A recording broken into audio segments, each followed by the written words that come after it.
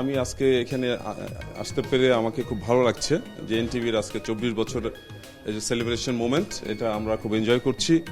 আর উত্তর আমরা চাই যে 24 বছর থেকে 40 ইয়ার্স 8 ইয়ার্স মানে 4 যুগ 6 যুগ 8 যুগ ধরে এনটিভি আমাদের সময়নিষ্ঠ বস্তুনিষ্ঠ সংবাদ পরিবেশন করবেন, এটাই আমি চাই সাম্বান গ্রুপের ম্যানেজিং ডিরেক্টর হিসাবে। Thank you.